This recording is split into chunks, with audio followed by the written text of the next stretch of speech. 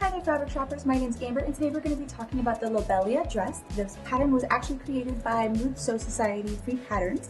The fabrics we're using today are Ours at Stylish here, and it is going to be as our fashion fabric P719-504-navy tangerine, and our lining is going to be our 13390 magenta dark. You can actually find all these fabrics here, here, and here, and all of our links will be in the descriptions as well. These fabrics that we've chosen today are just really good and lightweight for summer. Other than that, yeah, happy fabric shopping, and I hope you enjoy. So this tutorial is going to be pretty quick. What we got here is a pattern from Sew Society that we printed out, and we're going to align all of the lines and then tape the pattern together. And once you've done that, you're going to go ahead and cut out the specific size you're looking to make this dress in. Once you've done that, then we're going to go ahead and cut out all of the pieces of this pattern and then lay them down on our fashion fabric and our lining fabric, just so we have them right where they need to be.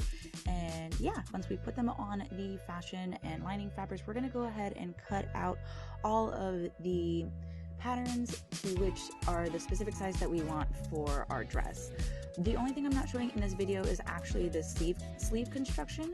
The sleeve construction was just a bell sleeve, so even though they want you to gather the wrist hem, I just decided to let them freeze, so it's more of just the basics dress. But yeah, so once you have all of the pattern on the fashion and lining fabrics, go ahead and just cut those out. We're going to use a rotary to get those more circular and round edges. Here's just a video of our lining fabric so you can see what color we're using.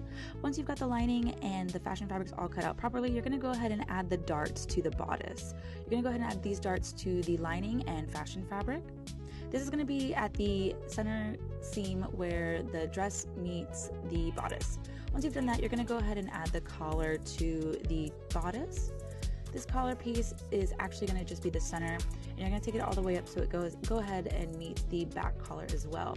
Once you've added the collar piece, you're going to go ahead and lay down the bodice face to face, and you're going to just connect them together up until about mid-center, just so you have kind of a V-neck droop.